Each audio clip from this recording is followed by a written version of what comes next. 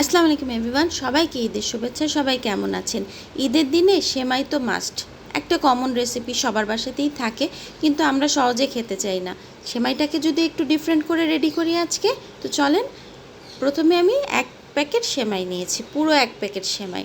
তার সাথে 8টা ডিম লাগবে আমার, ঘি তো মাস্ট লাগবেই, আর নারিকেল, কোরানো নারিকেল নিয়েছি আমি। 1 কাপ চিনিও নিয়েছি সাথে। চিনিটা আপনাদের ইচ্ছা মতো আপনারা রেডি করতে পারেন, দিতে পারেন।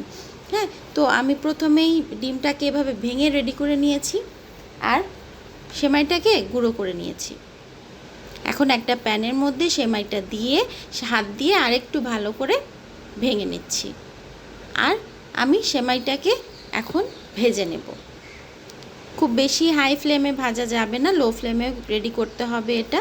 আর অনবরত নাড়তে হবে, নাড়তে নাড়তে এই যে কালারটা চেঞ্জ হয়ে আসছে আমার, এই পর্যায়ে আমি অ্যাড করে দিচ্ছি ডিম, ভেঙে রাখা ডিম। 8টা ডিম আমি এখানে ব্যবহার করেছিলাম। একটু একটু করে ডিম দিয়ে নাড়তে থাকবো, আর একটু ঘি দিয়ে দিলাম। এখন আবারও নেড়ে নেব, ভালো করে নেড়ে নেড়ে মিশিয়ে নেওয়ার চেষ্টা করব। আর সাথে আমি এখন অ্যাড করে দিচ্ছি পানি। পানি না দিলে সেমাই তো নরম হবেই না।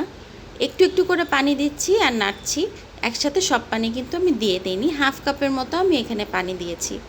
এই যে ঝরঝরা হয়ে আসছে, সেমাইটাও একটু নরম হয়ে গেছে।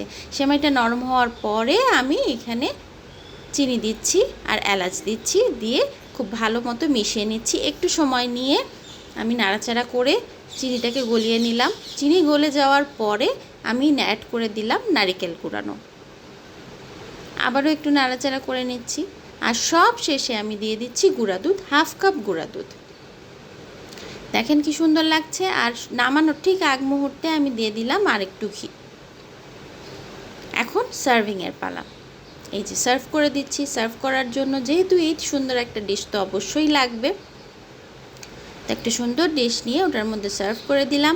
আর গার্নিশিং ছাড়া টেবিলে দেখতে ভালো লাগবে না। এখানে আমি বাদামের কুচি দিয়ে দিচ্ছি, পেস্তা বাদাম, কাজু বাদাম দিয়ে দিচ্ছি, আর কিশমিশ অ্যাড করে দিলাম।